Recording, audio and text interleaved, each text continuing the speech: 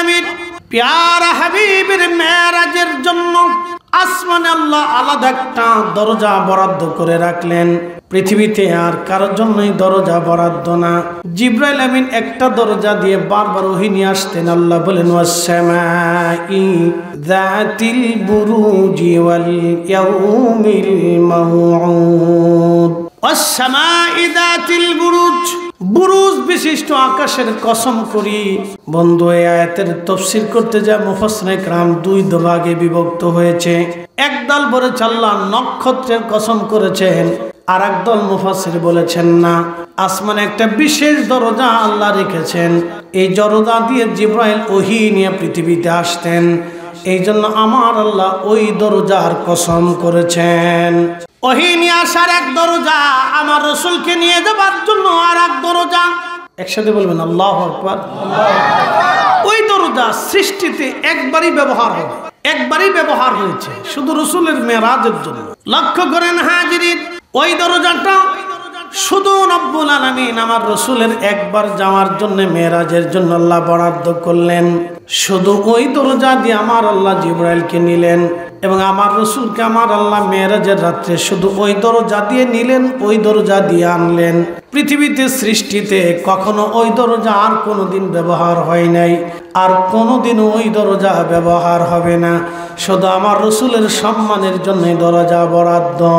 একবার জোরে বলা যাবে কি আল্লাহু আকবার। এখন আপনি বুঝেন তো রাসূলের, আল্লাহর হাবিবকে কি করে আমাদের সম্মান দেওয়া উচিত। অনেকে বলে থাকেন যে হুজ্জত কি, দলিল কি। আমি বলি রাসূল তো নিজেই হুজ্জত, নবী তো নিজেই হুজ্জত। বলে কি কারণে? আশহাদু আল্লা ইলাহা ইল্লাল্লাহ, এর পরের শব্দটি আশহাদু আন্না মুহাম্মাদুর রাসূলুল্লাহ। এটা সাফ কেবলা লাগাই, সাহাবীরা লাগাইলেন, তাবিঈ লাগাইলেন, চার মাযহাবের ইমাম, চার তরিকার ইমামরা লাগালেন। তো কে লাগিয়েছেন? যিনি মালিক তিনি লাগিয়েছেন। যে আমি আল্লাহর নামের পরেই আমার রাসূলের নামটা আজানে আজানে একামতে উচ্চারিত হতেই থাকবে। একসাথে বলবেন আল্লাহু আকবার। আচ্ছা, ঢাকার আজানের সময়ের সাথে কি সিলেটের আজানের সময়ের মিল আছে? ঢাকার আজানের, মাগরিবের আজানের সময়ের সাথে কি ঠাকুরগাঁর আজানের মিল আছে? ঢাকায় যখন আজান হয় মাগরিব, ঠাকুরগাঁয় তার 5 মিনিট পরে। ঠাকুরগাঁ থেকে কলকাতা আরো 3 মিনিট পরে। কলকাতা থেকে আপনি যত পশ্চিমের দিকে যাবেন তত আজানের টাইম গড়াইতে থাকি, পিছিয়ে থাকি, পিছিয়ে থাকি। এর অর্থ হলো সারা পৃথিবীতে সব সময়ের জন্য প্রত্যেক ঘন্টার ভিতরে কোথাও না কোথাও আজান চলমান আছে। একসাথে বলবেন আল্লাহু আকবার। আবার বলি, সৌদি আরবে যখন মাগরিব হয় তখন বাংলাদেশে মাগরিব হয় না। সৌদি যখন জোহর হয় তখন বাংলাদেশে জোহর হয় না। সৌদি যখন আসর হয় বাংলাদেশে আসর হয় না। সৌদি আরব যখন এশা হয় ভারতে তখন এশা ওই রকম হয় না। পাকিস্তানে ওই সময় হয় না, আফগানিস্তানে ওই সময় হয় না, উজবেকিস্তানে ওই সময় হয় না, চীনে ওই সময় হয় না, রাশিয়াতে ওই সময় হয় না, আমেরিকাতে ওই সময় হয় না, মধ্যপ্রাচ্য ওই সময় হয় না। ডিফারেন্স 10 মিনিট, 20 মিনিট, 20 মিনিট, আধা ঘন্টা ডিফারেন্স। এর অর্থ হচ্ছে আজান চলমান হবে, আল্লাহর নামের পরে রাসূলের নাম জিকির চলমান থাকবে। একসাথে বলবেন আল্লাহু আকবার। তিনি আমাদের রাসূল। আল্লাহ এমন এক সিস্টেম করে দিলেন যে আল্লাহর পরে রাসূলের নাম উচ্চারিত হতেই থাকবে, হতেই থাকবে। আল্লাহ যেখানে রাসূল সেখানে, আল্লাহর নাম যেখানে রাসূলের নাম। এটা হতভাগা ছাড়া অন্য কেউ বুঝতে পারে। শুধু হতভাগারা এটা বুঝে না, যাদের বুলন্দ নসিব তারা বুঝে। এই জন্য আমরা আকাবিরদের সিদ্ধান্ত ছিল রাসূলকে সন্তুষ্ট করো, আল্লাহকে খুশি করো। যদি করতে চাও তো রাসূলকে খুশি করো। আল্লাহকে যদি পাইতে চাও তো রাসূলকে আগে পাও। আল্লাহকে যদি ভালোবাসতে চাও তো রাসূলকে মহব্বত আগে করো। আল্লাহকে যদি খুঁজতে চাও তো নবীর ইত্তেবা আগে করো। আল্লাহর জন্য জীবন দিতে চাইলে রাসূলের জন্য আগে দাও। এই জন্য সাহাবে کرام দেখতেন আগে রাসূলের জন্য সাহাবে کرام নিবেদিত থাকতেন। আচ্ছা, প্রশ্ন করি, আবু বকর সিদ্দিকের রাদিয়াল্লাহু আনহু কন্যা আমাদের আম্মা জান আয়েশা সিদ্দিকা রাদিয়াল্লাহু আনহার বয়স 5 বছর, প্রিয় নবীজির বয়স 50 আপ। আচ্ছা বলেন তো, 5 বছরের একটা কন্যাকে আপনি কি 50 ঊর্ধ্ব একজন ব্যক্তির সাথে শাদী দিবেন? পৃথিবীর কোনো বাবা দেবে না। কথা ঠিক আছে না ভাই? পৃথিবীর কোনো বাবা দেবে না। কিন্তু আম্মাজান খাদিজাতুল আম্মাজান আয়েশা সিদ্দিকা রাদিয়াল্লাহু আনহার ব্যাপারে আবু বকর সিদ্দিক রাদিয়াল্লাহু আনহু রাসূলকে বলতেছিলেন, ইয়া রাসূলুল্লাহ, আপনি আয়েশাকে বিয়ে করেন। তো প্রিয় নবী বললেন, আবু বকর সে তো ছোট্ট। বলি, ইয়া নবী আল্লাহ, ছোট বড় বুঝি না, আপনি আয়েশাকে বিয়ে করলে আপনার সাথে আমার আত্মীয়তার সম্পর্ক হবে। আমি চাই আমি রসুলের আত্মীয় হব, রসুল আমার আত্মীয় হব। কলিজার থেকে একজন ব্যক্তিকে কতটা মহব্বত করলে, প্রায় সমবয়সী আবু বকর এবং আমাদের নবী প্রায় সমবয়সী প্রায় একজন ব্যক্তিকে কতটুকু দিল দিয়ে ভালোবাসলে তার নিজের 5 বছরের একটা ছোট্ট কন্যাকে বিয়ে দিতে চায়। তারা জানতেন যে রসুল পাইলে আল্লাহ পাওয়া হবে, রসুল খুশি করলে আল্লাহকে খুশি। এখান থেকে আমাদের অনেক কিছু বুঝার আছে। তারা শুধু বাহিরের খেদমত করতেন না, আল্লাহ রসুলের ঘরের ভিতরের খেদমতের জন্য আম্মাজানকে শাদী দিয়ে দেন। পৃথিবীর কোনো বাবা এটা করবে না যে 50 ঊর্ধ্ব একটা লোকের কাছে 5 বছরের একটা মেয়েকে বিয়ে দেয়। কোনো বাবা এটা করবেই না, মরে গেলেও না, ভিক্ষা করে খেলেও না। বাবাটা যদি ভিক্ষা করে খায় যে তাও দেবে না, না এটা হতেই পারে না, আমার মেয়ের জীবনটা আমি নষ্ট করতেই পারি। প্রিয় উপস্থিতি হাজিরিন, এইগুলি ছিল হুব্বে রাসূল। শানের সালাতটাকে আল্লাহ রাব্বুল আলামিন এতটাই মর্যাদা দিয়েছেন, প্রত্যেক আযানে একামতে পৃথিবীর সব স্থানে একসাথে নামাজ শুরু হয় না। দেখবেন পৃথিবীর সব মসজিদে একসাথে নামাজ হয় না। এর অর্থ হচ্ছে সর্বসময়ে সর্বমুহূর্তে আল্লাহর নামের পরে আমার রসুলের নামখানা জড়ানো রেখে দিয়েছেন আল্লাহ। কুরআনুল কারীমে রব্বুল আলামিন চমৎকার করে জানাই দিলেন, ওয়ারাফা'না লাকা যিকরাক। নবী গো, আমি আপনার জিকিরকে সমুন্নত করেছি, মর্যাদাপূর্ণ করেছি। আর রাসূলুল্লাহ, ও সিলেটবাসী মনোযোগ দিবেন। বিয়ানীবাজারের মুসলমান, রব্বুল আলামিন আয়াত নাজিল করার পরে তাফসীর আবু হাতিমের মধ্যে আসছে, তাফসীর তাবারির মধ্যে আসছে, জিবরাইল এসে গেলেন, ইয়া রাসূলুল্লাহ আয়াতের মর্ম অর্থ কি আপনি জানেন? আল্লাহর নবী জবাব দিলেন, আল্লাহু আলাম, আমার রব আমার আল্লাহ ভালো জানে। ঠিক তখনই জিবরাইল ডেকে বললেন, হুজুর, রব্বুল আলামিন আল্লাহ কোরআনের আয়াত নিজে নাজিল করেছেন, তাফসীর আমার আল্লাহ পাক জানিয়ে দিয়েছেন, ইজা যুকিরতু যুকিরতা মাই, আমি আল্লাহর জিকির যেখানে হবে আপনি নবীর জিকিরও সেইখানেই হবে। একবার জোরে বলা যাবে কি আল্লাহু আকবার? এজন্য নারে তাকবীর যেখানে হবে, নারে রিসালাত সেখানেই হবে। কথা বলে ঠিক না ঠিক? নারে তাকবীর যেখানে, নারে রিসালাত সেখানে, আল্লাহর জিকির যেখানে হবে, নবীর দুরূদ সেইখানেই হবে। কথা বলেন। অথচ আমাদের দেশে একদল দেখবেন দুরূদ পড়তে তাদের অনেক বড় অনীহা, কোন রকম দুরূদ ইব্রাহিম একবার পড়িয়া শেষ করে দেয়। তারপরে মনে হয় যে খুব কষ্ট করে দুরূদ ইব্রাহিমটা পড়তেছে, যে খুব কষ্ট হচ্ছে। আমি এরকম মাহফিলে দেখছি যে দুরূদও পড়ে না, দুরূদ ইব্রাহিমও পড়ে না। আমি এরকম বক্তাও দেখছি।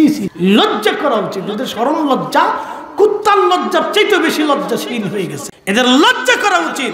যে রসুলের জন্য দিন পেয়েছি, ঈমান পেয়েছি, মসজিদ পেয়েছি, কালেমা পেয়েছি, আখিরাতে নাজাত হব, তার দুরূদে যদি মাহফিলে পড়তে বক্তার লজ্জা হয়, এই সমস্ত বক্তাদেরকে মাহফিল থেকে বয়কট করা উচিত। কথা বলে ঠিক না বেটা?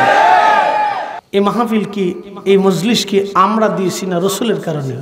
আল্লাহ কি নিজে নিজে পরিচয় দিয়েছেন না রসুলের মাধ্যম দিয়ে দিয়েছেন? রসুলের মাধ্যম দিয়ে পরিচয় আল্লাহ দিয়েছেন। আল্লাহর পরিচয় কে জানতো? মক্কার কাফেররা জানতো, আবু বকর জানতো, ওমর জানতো, উসমান জানতো, আলী জানতো, তালহা, জুবাইর, আব্দুর রহমান ইবনে আউফ, সাদ বিন আবি ওয়াক্কাস, আবু উবাইদা ইবনে জাররাহ, আবু হুরায়রা, আবু সাঈদ খুদরি রিদওয়ানুল্লাহি তাআলা আজমাইন, কেউ জানতো? সবাই আল্লাহর পরিচয়হীন ছিল। নবী আসলেন, আল্লাহর পরিচয় তুলে ধরলেন।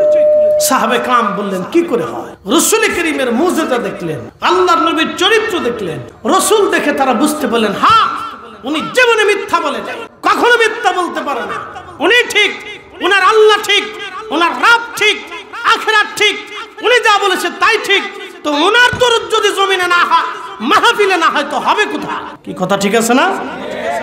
ওনার দরুদ যদি মাহফিলে না হয় তো কোথায় হবে? আমি এরকম বক্তা দেখছি যে দরুদ শরীফ পড়ে না, এই খুতবা শেষ করার পরে একটু জিকির করে ওয়াজ শুরু করে দেয়। চিন্তা করলাম সর্বনাশ। এইভাবে যদি আগামী দিনগুলি চলতে থাকে তাহলে উম্মতের জন্য ভয়াবহ অশনি সংকেত উম্মতের জন্য আসতেছে।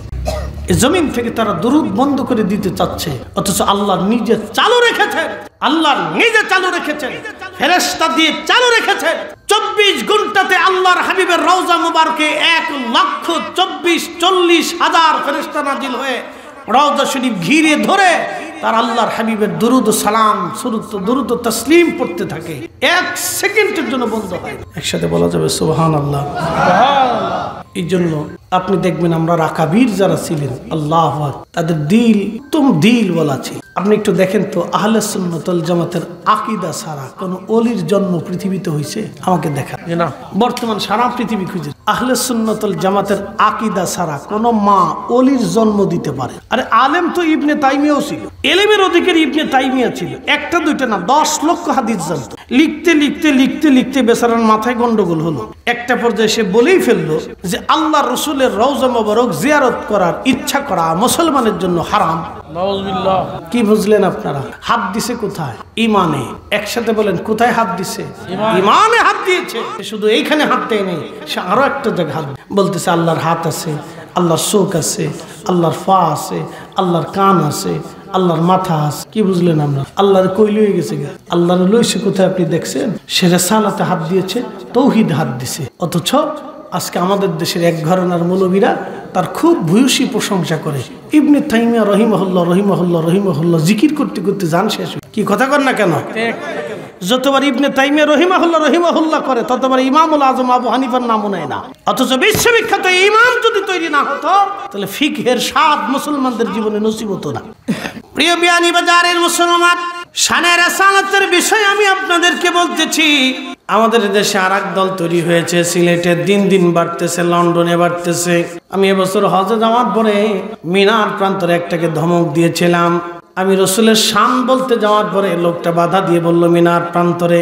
তখন আমি একটা ধমক দিয়ে বললাম, বেটা বেয়াদব, দুশমনে রসুল বের হয়ে যা। তো কি মিনা প্রান্তরে কি আসতে বলেছে বেটা বেয়াদব?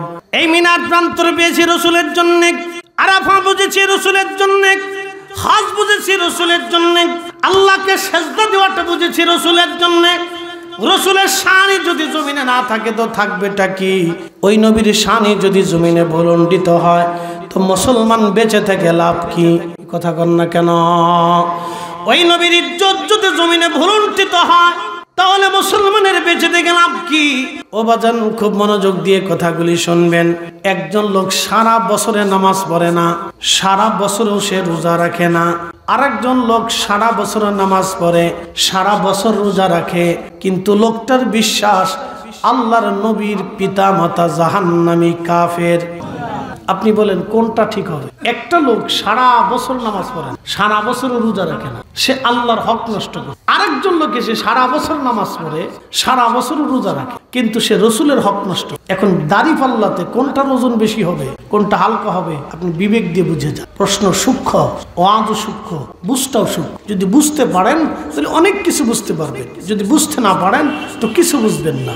এক কথা মনে রাখবেন, হালাল খাবার ব্যতীত ইবাদত কবুল হয় না, ওযু ব্যতীত নামাজ হয় না, ইমান বিশুদ্ধ না হওয়া ব্যতীত মুসলমান জান্নাতে যাবে না। কি কথা কর না কেন? ইমান বিশুদ্ধ না হওয়া পর্যন্ত মুসলমান জান্নাতে যাবে না। 1000 বছর ইবাদত হতে পারে, 1000 বছরের জিকির হতে পারে, 1000 বছরের তাহাজ্জুদ হতে পারে, শানে রাসালাতে কেউ যদি গুস্তাখি করে 1000 বছরের ইবাদত 1 সেকেন্ডে শেষ হয়ে যায়। আহা, কথা বুঝে যাওয়াটা জরুরি। আল্লাহ জানিয়ে দিলেন, লা তারফাউ আসওয়াতাকুম ফাওকা সাউতিন নবী ولا تجهروا له بالقول كجهر بعضكم لبعض أن تحبط أعمالكم। একটা কথা মনে রাখবেন, আকাশ ভেঙে যাবে, জমিন পুড়ে যাবে, সাগর শুকিয়ে যাবে, আল্লাহর কালামের কোনো পরিবর্তন হবে না, কোরআনের কোনো পরিবর্তন হবে না। কোরআন যা বলে দিয়েছে তাই ঠিক হবে। আল্লাহ রসুলের সঙ্গে কেউ যদি বেয়াদবি করে 1000 বছরের ইবাদত হলেও 1 পয়সার মূল্য সে পাবে না। আল্লাহ বলেন, আং তাহবাতা আমালুকুম, তার তাহাজ্জুদ ধ্বংস হবে, তার সালাত ধ্বংস হবে, তার রোজা ধ্বংস হবে, তার হজ ধ্বংস হবে, তার ঈমান ধ্বংস হবে, তার নামাজ ধ্বংস হবে, তার ইবাদত ধ্বংস হবে, তার দান সদকা ধ্বংস হবে, তার কোনো কিছুই আল্লাহর দরবারে আল্লাহর দরবারে আল্লাহর দরবারে মঞ্জুর হবে না, হবে না, হবে না, হবে না। ইন্নাল্লাযীনা ইউযুনাল্লাহু ওয়া রাসূলাহু লা'নাহুমুল্লাহু ফিদ দুনিয়া ওয়াল আখিরাহ। আল্লাহ বলে দিলেন যে আল্লাহকে কষ্ট দেয়, আমার রাসূলকে কষ্ট দেয়, হাবিব আমি আল্লাহ থেকে বলে দিলাম তার দুনিয়া ধ্বংস হবে, আখিরাত ধ্বংস হবে।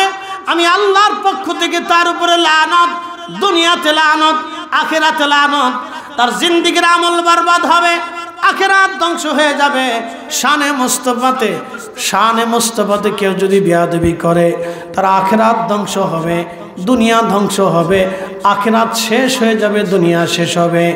হেরেমে বসে নামাজ পড়লেও কাজ হবে না।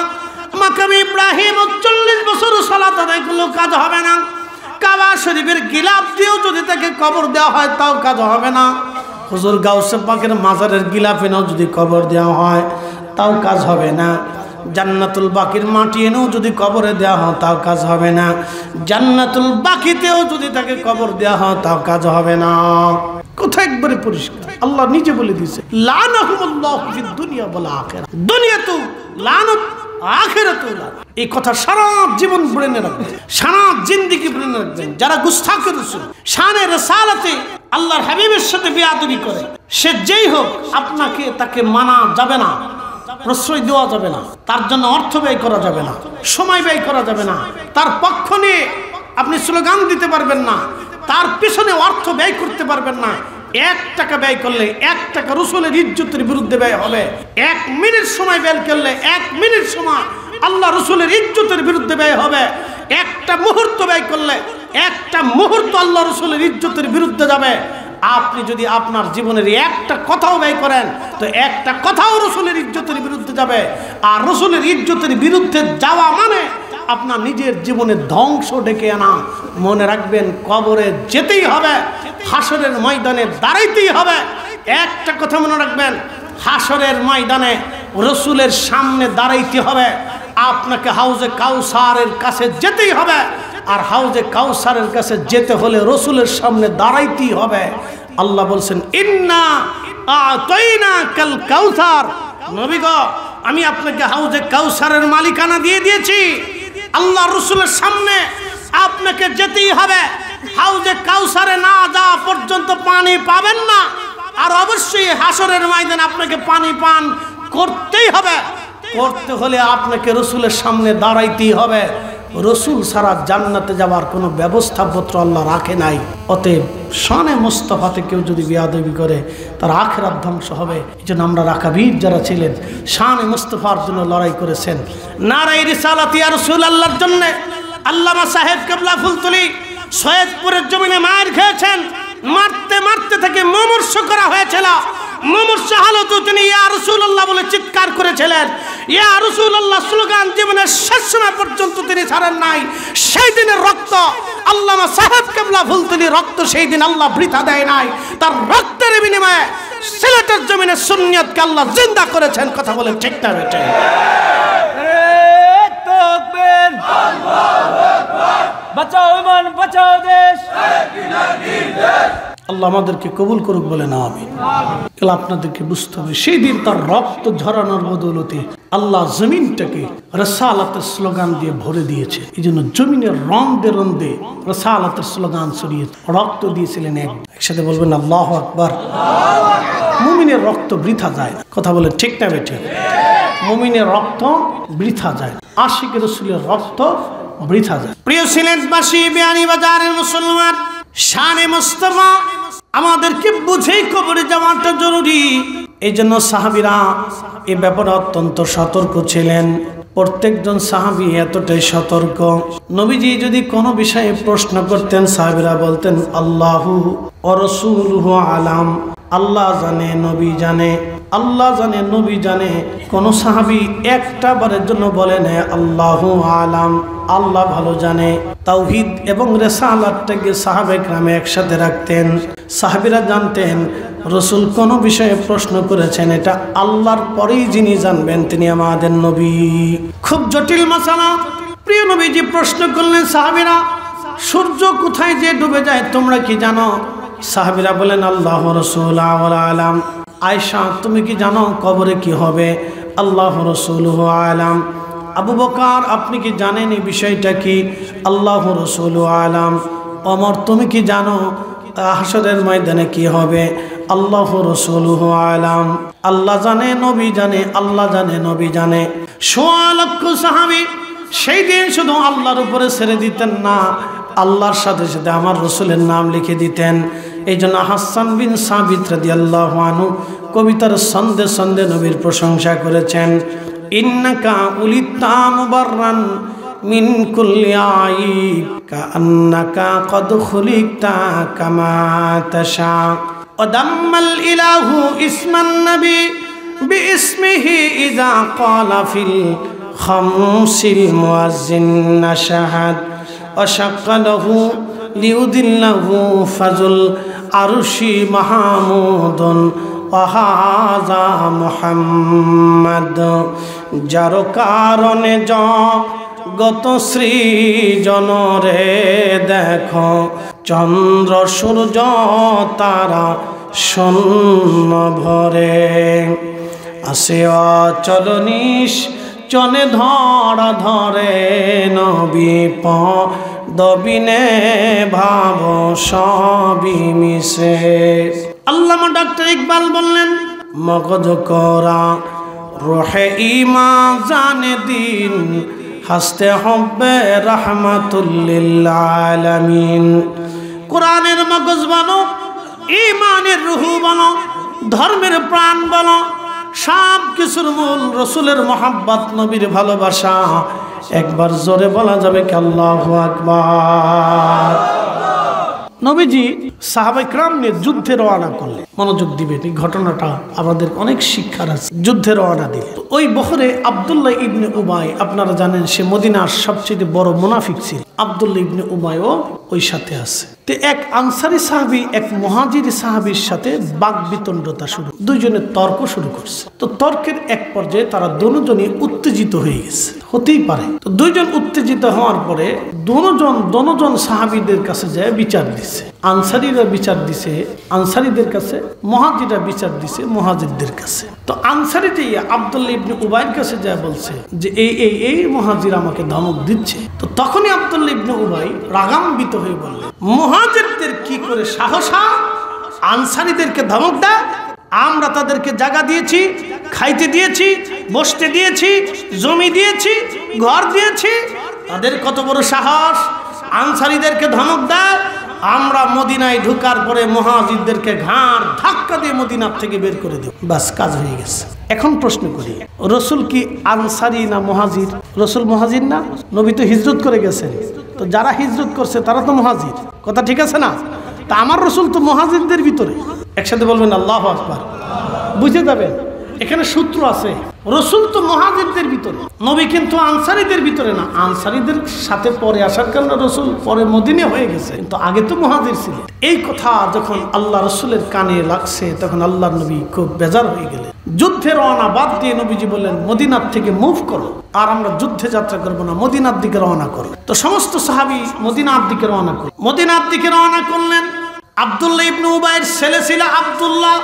দেখেন, আব্দুল্লাহ ইবনে উবাইয়ের ছেলের নাম আব্দুল্লাহ ইবনে আব্দুল্লাহ, ছেলের নামও আব্দুল্লাহ ছিল। আব্দুল্লাহ কানে কথা শুনলো যে আমার বাবা মুহাজিরদেরকে মদিনার থেকে তাড়িয়ে দেবে। ঠিক তখনই ছেলের কলিজার ভিতরে ইশকে রাসূল দাও দাও করে জ্বলল। আমার রাসূল মুহাজির, আমার বাবার কলিজায় কি করে সাহস মুহাজিরদেরকে মদিনার থেকে তাড়িয়ে দেবে?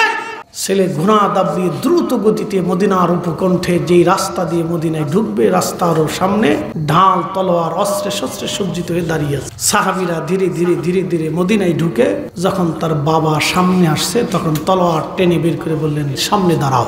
এ পিতা, আমি তোমার সন্তান আব্দুল্লাহ বলতেছি, আল্লাহর কসম করে বলি, যদি মদিনাতে ঢুকার চেষ্টা করো আমি সন্তান তোমার দেহ থেকে মাথা আলাদা করে ফেলে দেব। একসাথে বলবেন আল্লাহু আকবার।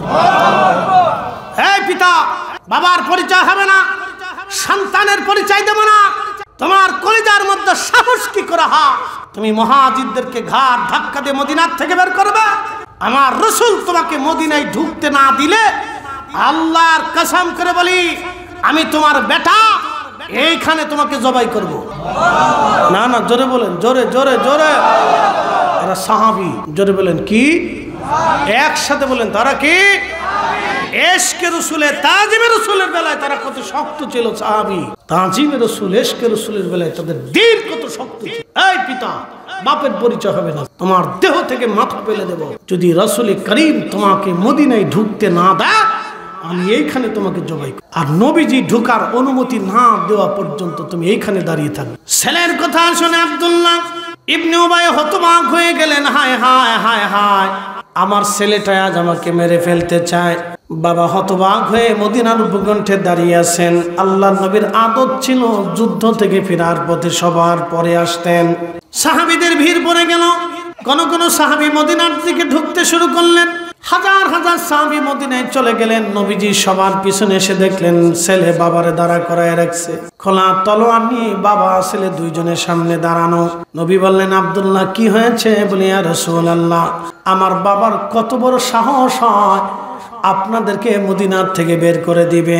আপনি অনুমতি দিলে বাবা মদিনায় ঢুকতে পারবে, নতুবা আমি আমার বাবার দেহ থেকে মাথা এখান থেকে ফেলে দেব।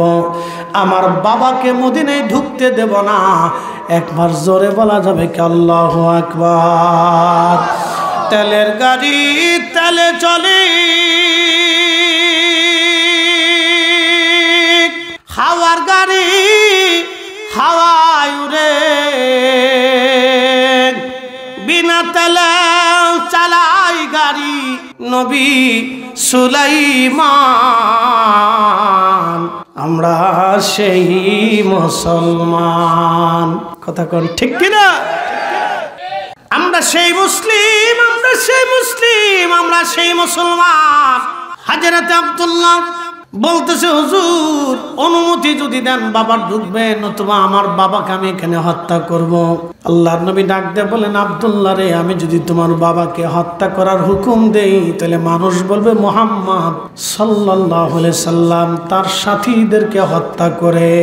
তোমার বাবাকে ছেড়ে দাও, তোমার বাবাকে চলে যেতে বলো। আহা, আব্দুল্লাহর বাবা আব্দুল্লাহ ইবনে উবাই চলে গেল। সূরা মুনাফিকের আয়াত আল্লাহ নাজিল করে দিলেন। সূরা মুনাফিক নাজিল হয়ে গেল। প্রিয় উপস্থিতি, আব্দুল্লাহ ডাক দিয়ে বলেন, ইয়া রাসূলুল্লাহ, আমার মন বলে হয়তো আল্লাহ আমার বাবাকে হত্যা করার নির্দেশ আসমান থেকে আসতে পারে। হুজুর, আমার আব্বাজানকে হত্যা করার নির্দেশ যদি আল্লাহর পক্ষ থেকে আসে, ইয়া রাসূলুল্লাহ, অন্য কাউকে দিয়ে আমার বাবাকে হত্যা করাবেন না। আমি নিজে হাতে আমার বাবার গর্দান নেব, আমি নিজে হাতে আমার বাবাকে মৃত্যুদণ্ড দিব। বলে, কারণ কি আব্দুল্লাহ? বলে, হুজুর, অন্য কেউ যদি আমার বাবাকে হত্যা করে নবীজি, ওই লোকের প্রতি আমার অন্তরে কুধারণা আসতে পারে, আমার অন্তরে রাগ আসতে পারে, অথবা ওই ব্যক্তির উপর আমার আক্রোশ থেকে যেতে পারে। ইয়া রাসূলুল্লাহ, বাবার প্রতি ভালোবাসার কারণে ওই লোকের প্রতি আমার আক্রোশ আসতে পারে, আর এতে আমার আখিরাত নষ্ট হয়ে যাবে। নবী গো, আমি চাই আমি নিজে হাতে আমার বাবাকে হত্যা করব। আমি নিজে যদি হত্যা করি তাহলে কারো প্রতি কোনো বিদ্বেষ থাকবে না। একবার জোরে বলা যাবে কি আল্লাহু আকবার? এরা আশিকে রাসূল, আশিকে রাসূল, আশিকে রাসূল। নবীর দিকে তাকায় তারা বাপ চিনে নাই, কথা ঠিক কিনা? রাসূলের ইজ্জতের দিকে তারা তাকায় বাবা চিনে নাই, বাবা চিনে নাই, বাবা চিনে নাই, বাবা চিনে নাই, পরিচয় দেয় নাই, বংশের পরিচয়, বাপের পরিচয় পর্যন্ত তারা ভুলে গিয়েছিলেন। তারা মুসলমান, মুসলমান, মুসলমান, মুসলমান। আমি জানি প্রেমে পাগল সে তো মদিনা, প্রেমানলে পুড়ে মরি, প্রেমানলে পুড়ে মরি, ওহে রব্বানা। আমি জানি প্রেমে পাগল সে তো মদিনা। আল্লাহুম্মা সাল্লি আলা সাইয়্যিদিনা মাওলানা মুহাম্মদ ওয়া আলা সাইয়্যিদিনা মাওলানা মুহাম্মদ। আল্লাহ কোরআনে জানিয়ে দিলেন, ওয়ালিল্লাহিল ইজ্জাতু ওয়াল وللمؤمنين ولكن المنافقين لا يعلمون সচ্চে মুসলমান তারা নামেই মুসলমান ইমানদারের ইমান নিয়ে করছে যারা খেলা এরাই তো আসলে এজিদেরই চেলা ঠিক কিনা দাড়ি টুপি পাগড়ি আছে দেখতে আল্লাহ মা ভিতরে নাই নবী প্রেম ইয়াজিদে ভরা সচ্চে মুসলমান তারা নামে মুসলমান ওয়ালিল্লাহিল ইজ্জাতু ওয়ালিরসুলিহি ওয়ালিল মুমিনিনা ওয়ালাকিন্নাল মুনাফিকিনা লা ইয়ালামুন।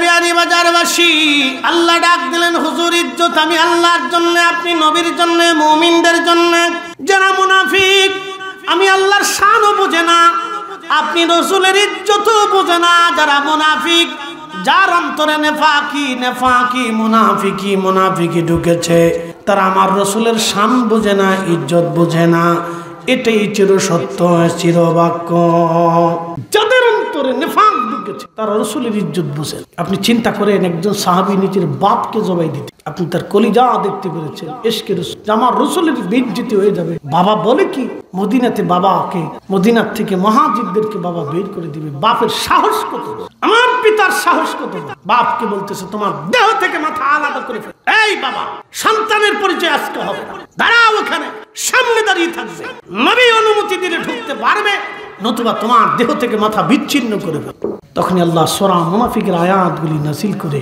তাফসীরের ভিতরে তার জীবনের ঘটনাগুলিকে লিপিবদ্ধ করে ইশকে রাসূলের পরিচয় দেওয়া হয়েছে এটা সাহাবী এইজন্য রাসূল বলতেন আল্লাহ আল্লাহ আসহাবী আল্লাহ আল্লাহ আসহাবী আমার উম্মত আমার সাহাবীদের ব্যাপারে আল্লাহকে ভয় করবে আমার সাহাবীদের ব্যাপারে আল্লাহকে ভয় করবে লা তাত্তাখিযুহুম গারাদাম মিন বাদি আমার পরে তোমরা আমার কোন সাহাবী নিয়ে সমালোচনা করবে না বাজে কথা বলবে না তাদের ত্রুটি বিচ্যুতি খাতাগুলি বের করে তাদেরকে মন্দ বলবে না একসাথে বলা যাবে আল্লাহু আকবার তার সাহাবী প্রিয় বিয়ানীবাজারের মুসলমান খুব মনোযোগ দিয়ে কথাগুলি শুনে যাবে না রাসূলের একজন সাহাবী ছিলেন তার নাম জুলাইবিব ছোট্ট বেটে খাটে একজন সাহাবী ছোট্ট একজন সাহাবী ছিলেন জুলাইবিব রাদিয়াল্লাহু আনহু তিনি আমাদের দেশে দেখবেন কিছু বামন বেঠে মানুষ আছে বামন এদেরকে নিয়ে মানুষ মজা করে আনন্দ করে আসলে এরকম বামন বেঠে তো বেঠে মানুষ একে তো জুলাইবিব ছিলেন বেঠে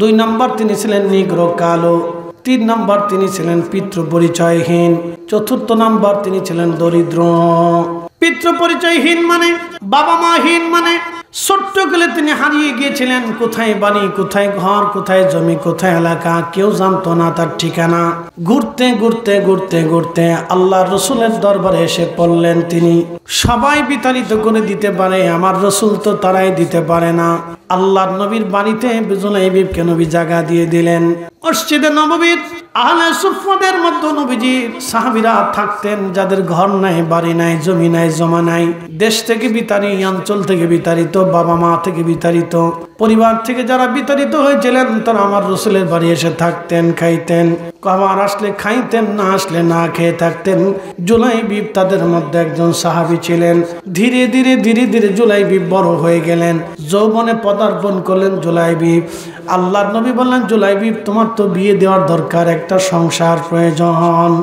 জুলাইবিব বলেন ইয়া রাসূলুল্লাহ আমি 1 নম্বরে কানো 2 নম্বরে বেঠে 3 নম্বরে আমি বংশ পরিচয়হীন 4th নম্বর আমি দরিদ্র মানুষ আমার কিচ্ছু নাই কোথাও কোনো ঠিকানাও নাই এই মদিনার কেউ আমার সাথে মেয়ের বিয়ে দিবে না আল্লাহর নবী ডাক দিলেন জুলাইবিব আমি তোমার বিবাহের ব্যবস্থা করতেছি আল্লাহর নবী জুলাইবিবের জন্য বিবাহের পয়গাম দিলেন মদিনার একজন আনসারী সাহাবী ছিলেন ধনাঢ্য তার গাড়িতে একজন পরমা সুন্দরী একটা মেয়ে ছিল আল্লাহর নবী ওই আনসারীকে ডেকে বলেন, আনসারী তোমার মেয়েটাকে কি তুমি বিয়ে দেবা?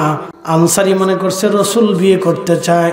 বলেন, ইয়া রাসূলুল্লাহ, আপনি আমার সাথে আত্মীয়তা করবেন, আপনার সাথে আমার আত্মীয়তা হবে, এর চাইতে পরম সৌভাগ্য আমার জীবনে কি হতে পারে?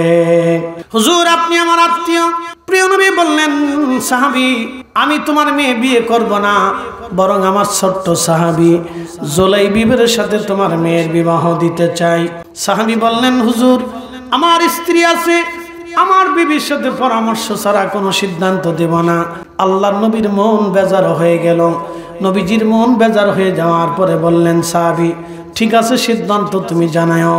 ওই সাহাবী বাড়ি চলে গেলেন, স্ত্রীকে ডাক দিয়ে বলেন, বিবিরে আমার, আল্লাহর নবী বলে দিয়েছেন তোমার মেয়ের ব্যাপারে নবী বিবাহের পয়গাম দিয়েছেন। মহিলা মনে করছে রসুল বুঝি আমার মেয়ে বিয়ে করতে চায়। তখনই ওই মহিলাকে স্বামী ডাক দিয়ে বললেন, বিবিরে আমার, রসুল বিয়ে করতে চায় না, বরং নবীর দরবারে যে গরিব জুলাইবিব সাহাবী আছে বামন, এই বেঠে সাহাবীর সঙ্গে নবী তোমার মেয়ের বিবাহ দিতে চায়। তখন মহিলা চিৎকার মেরে বলে উঠল, আল্লাহর কসম করে বলি, এমন একটা ছেলের সাথে আমি আমার মেয়েটাকে কখনোই বিবাহ দেব না। এই ছেলের সাথে আমি মেয়ে বিয়ে দেবো, এটা অসম্ভব। তো মেয়েটা ভিতরে রুম থেকে কথা শুনতেছিল, বাবা মা কি বলে। তো অভ্যন্তর থেকে মেয়েটা বাবা মার রুমে এসে বলেন, আব্বা এবং মা কি নিয়ে আলোচনা করতেছে? বলছে, বেটি কন্যা আমার কলিজার টুকরা, রসুল তোমাকে বিয়ে দিতে চায় একটা ছেলের সাথে জুলাইবি। মারে সে অত্যন্ত বামন বেঠে, সবাই তো তাকে চিনি, মদিনার কেউ অচিনা নাই। একটা বামন বেঠে মদিনার মানুষ তাকে নিয়ে হাসি তামাশা করে। কন্যা আমার মেয়েটা, মেয়ে আমার ছেলেটা অত্যন্ত দরিদ্র, বংশ পরিচয়হীন, কোথায় তার ঠিকানা বাড়িঘর কেউ বলতে পারে না, সে দরিদ্র মানুষ। আমরা সম্ভ্রান্ত পরিবারের লোক, তোমার মতো একটা সুন্দরী মেয়েকে এমন একটা ছেলের সঙ্গে বিবাহ আমি দিতে পারি না। মেয়েটা ধমক দিয়ে বলল, মা আব্বাজান, কলেজার ভিতরে আপনাদের সাহস কি করা হয়? রসুল আমার বিবাহের ব্যাপারে ছেলে পছন্দ করেছে, এর চাইতে পরম সৌভাগ্য আমার জীবনে কি হয়? রসুল আমার জন্য স্বামী পছন্দ করেছে। ও মা, ও আব্বা, আপনি তাড়াতাড়ি যান, রসুলের পয়গামকে ফেরত দিবেন না। আপনি যায়া বলেন, আমি জুলাইবিবকে পছন্দ করলাম, রসুল পছন্দ করার কারণে একবার জোরে বলা যাবে কি আল্লাহু আকবার।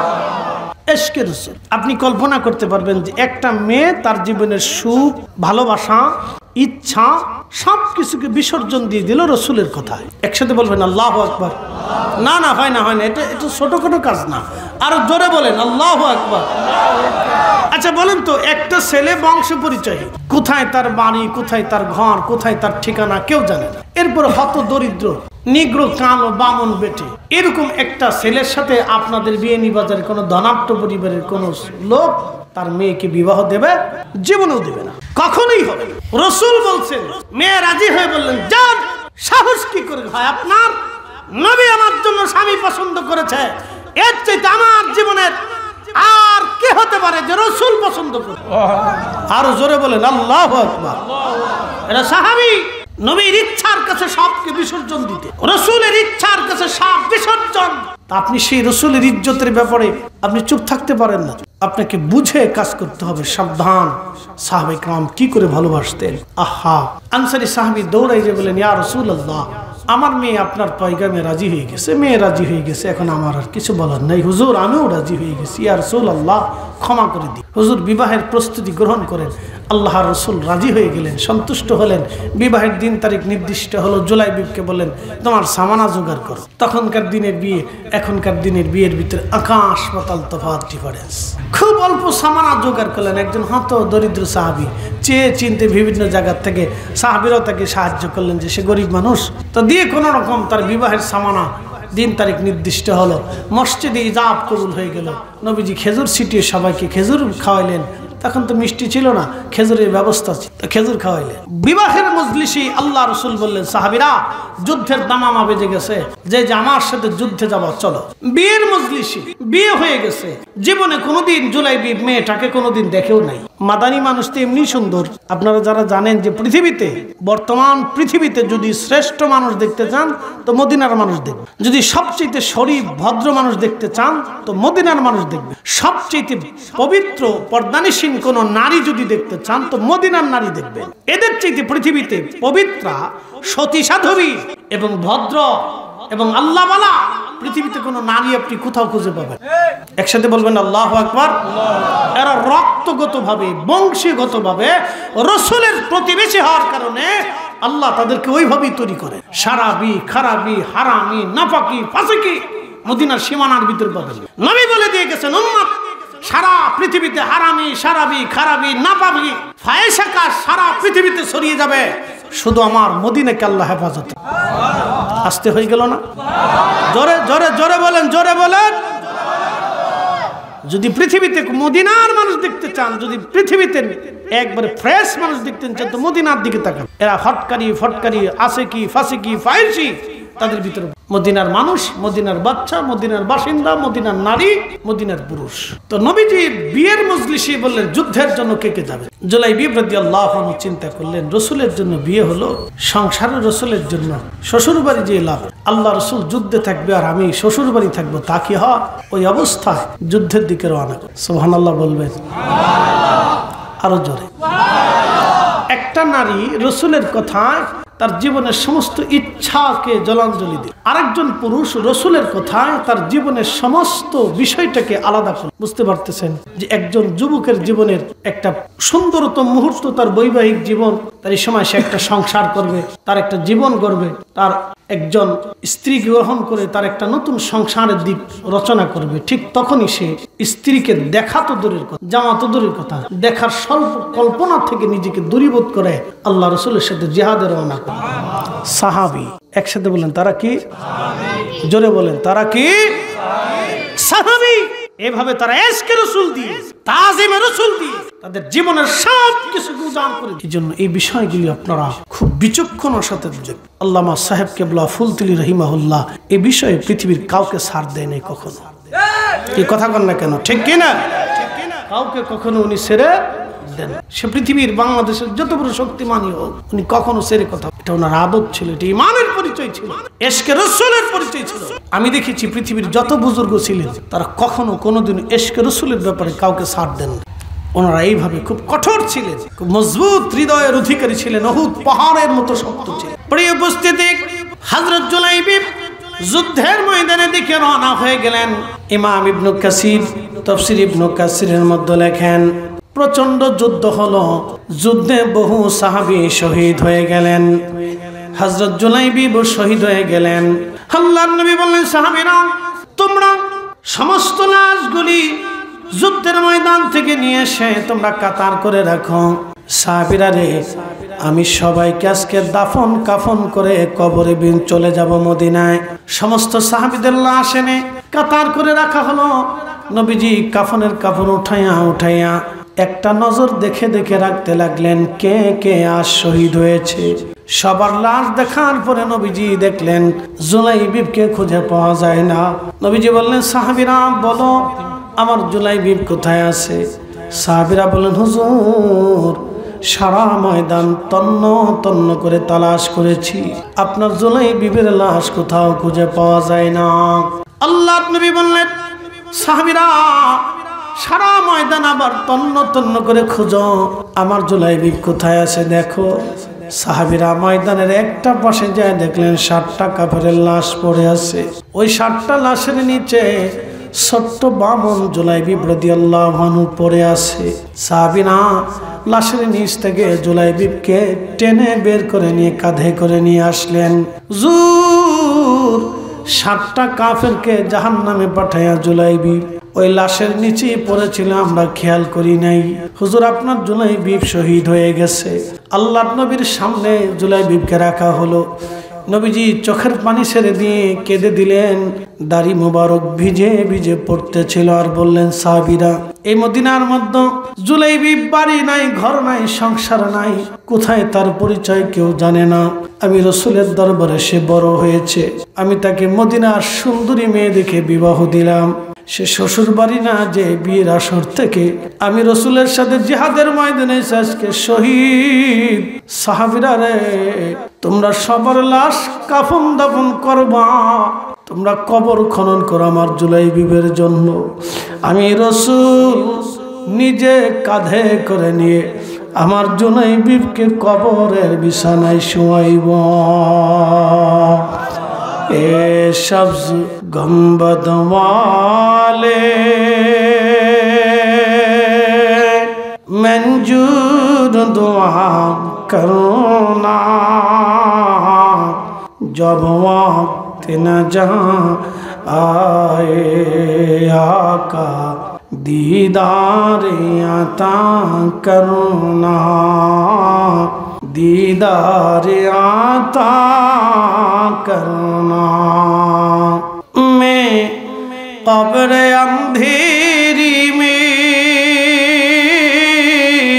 घबराऊंगा जब तन्हा में, कब्र अंधेरी में घबराऊंगा जब तन्हा,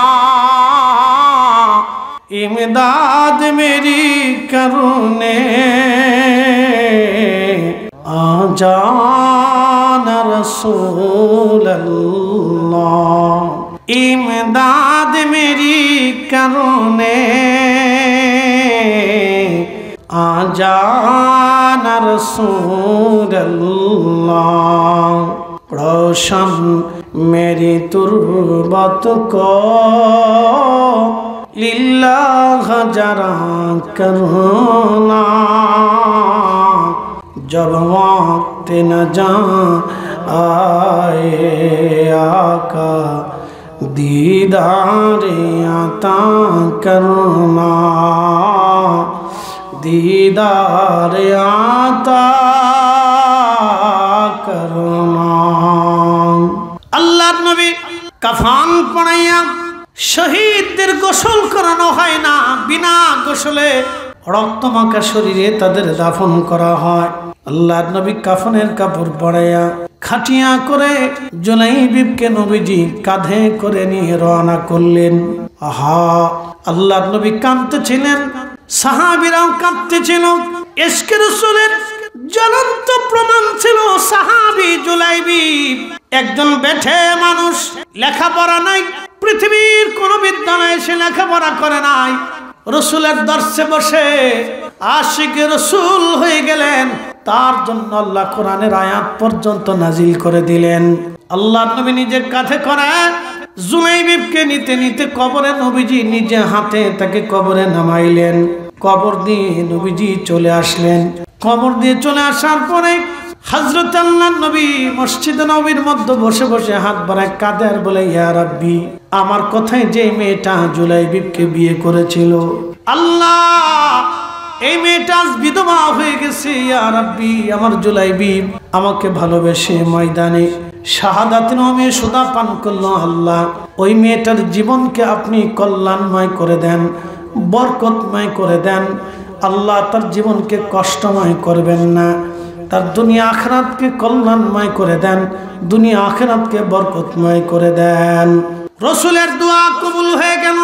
সারা মদিনা থেকে হাজার হাজার পরিবার থেকে বিবাহের পয়গাম আসে। আর রাসূলুল্লাহ, আপনি যেই মেয়ের বরকতের জন্য দোয়া করেছেন ওই মেয়েটা আমাদের সংসারে দিয়ে দেন। ধনী ধনী পরিবার থেকে বিবাহের পয়গাম আসে, হুজুর আপনি ওই মেয়েটাকে আমাদের পুত্রবধূ বানিয়ে দেন। এইভাবে আল্লাহর রাসূলের দরবারে ওই মেয়েটার ব্যাপারে হাজার হাজার পয়গাম আসলো। সারা মদিনাতে মেয়েটা সম্মানিত হয়ে গেল। আল্লাহ রাসূলের ইচ্ছায়, নিজের ইচ্ছাকে কুরবানি করার জন্য একজন নারী দুনিয়াতেও সম্মানিত হলো, আখিরাতেও সম্মানিত হয়ে গেল। জোরে বলা যাবে কি সুবহানাল্লাহ? তাকবীর, আল্লাহু আকবার, নারে রিসালাত, আশিকে রাসূলুল্লাহ জিন্দাবাদ। আল্লাহ আমাদেরকেও কবুল করুক, বলে না আমিন। আমিন। এইভাবে সাহাবে কাম দিল উজাড় করে রসুলকে মহব্বত। আপনি চিন্তা করছেন তাদের মহব্বতের ধরন কত চমৎকার। প্রত্যেকটা সাহাবী, প্রত্যেকজন সাহাবী এরকম ছিল। আহা, তাদের মহব্বতের বর্ণনা যদি আপনাদের সামনে তুলে ধরি, এইভাবে রাতের পর রাত চলে তাদের জিন্দেগিকে উজাড় করে। এই জন্য আমরা সাহাবীরা রসুল আগে চিনেছেন, সাহাবে کرام আগে রসুল চিনছে, এরপরে আল্লাহ চিনেছেন। তারা আগে আল্লাহ চিনে নেই, আল্লাহ বুঝতো না, আখিরাত বুঝতো না, ঈমান কি জিনিস জানতো না। এই জন্য কোন এক মজলিসে নবীজি মজলিসে মাস দিয়ে যাচ্ছে, তো দেখে সাহাবে کرام এরকম মাহফিল সাজিয়েছে। নবীজি জিজ্ঞেস করলেন, মা জালাসনা, তোমরা কি করতেছো? বলে নাদু আল্লাহ, আল্লাহকে ডাকতেছি, ওয়া নাহমাদুহু, আল্লাহ জিকির করতেছি। আল্লাহ রাসূল বললেন, কেন? বলে আলা মা হাদানা লিদীনিহি, আল্লাহ আমাদেরকে দিন দিয়েছেন, হেদায়েত দিয়েছেন, আমরা আগে গোমরা ছিলাম, পথভ্রষ্ট। ওয়া মান্না আলাইনা বিকা, আপনি নবী নামক মহা নিয়ামত আল্লাহ আমাদেরকে দিয়েছেন। একসাথে বলবেন আল্লাহু আকবার। সাহাবীদের বিশ্বাস রসুল নিয়ামত, আর আমাদের ভাইদের বিশ্বাস রসুল আমাদের মতো। আপনি আকাশ পাতাল ডিফারেন্স দেখবেন। এরা মুফাসসিরে কোরআন, আবার খ্যাতিমান, খ্যাতি সম্পন্ন, বিশ্ববিখ্যাত মুফাসসির। বাপরে বাপ, তাদের নামের আগে বিশ্ববিখ্যাত দিচ্ছে। অথচ পৃথিবীতে মুফাসসির হইতে হলে 17টা জ্ঞান লাগে, আর 2টা জ্ঞানও আছে কিনা সন্দেহ আছে। বিশ্ববিখ্যাত মুফাসসির, আল্লাহ মাফ করে দিন। তাদের তাফসীরের ধরন দেখলে মনে হবে যে সর্বনাশ, কি মুফাসসির হইছে। হায় আফসোস উম্মতের জন্য, এরা মানুষের দায়ী যদি হয়ে থাকে, তাহলে এই মানুষ ধ্বংস ছাড়া কি হবে? রাসূলকে সাহাবে کرام বললেন, ওয়া মান্না আলাইনা বিকা, আপনি নবী নামক মহা নিয়ামত আল্লাহ দিয়েছেন, সেই জন্য আমরা হামদের জিকিরের মাহফিল সাজিয়েছি, সেই জন্য আমরা জিকিরের মজলিস করেছি। একসাথে বলা যাবে না আল্লাহু আকবার। সাহাবীরা বলতেছে, মান্না আলাইনা বিকা, আপনি আমাদের মাঝে আল্লাহর দেওয়া এক মহা নিয়ামত। আকাদ আল্লাহ রাব্বুল আলামিন বলে, লাকাদ মান্নাল্লাহু আলাল মুমিনিন, হে আমার হাবিব, আপনি হচ্ছেন মুমিনদের জন্য নিয়ামত। একসাথে বলবেন আল্লাহু আকবার। নিয়ামত, আচ্ছা বলেন, সেই নিয়ামত সম্পর্কে, নিয়ামতের মর্যাদা সম্পর্কে ছোটখাটো করে দেখার কোনো সুযোগ আমাদের আছে? কখনোই নেই। এই বুঝ যদি যার অন্তরে আছে, সে রসুলের শানের শব্দ চয়নটাও খুব ধীরস্থিরতার সাথে করতে পারে। কেউ বলতে পারে না যে রসুল খাদিজাতুল কুবরার স্টাফ ছিলেন, কর্মচারী ছিলেন। নাউযুবিল্লাহ। আপনি কি বুঝলেন? আস্তাগফিরুল্লাহ। আপনাকে বুঝাই, আসলে কি আম্মা জান খাদিজাতুল কুবরার স্টাফ রসুল ছিলেন? না, আম্মা জান খাদিজাতুল কুবরার ব্যবসায়ের তিনি ম্যানেজিং ডিরেক্টর ছিলেন।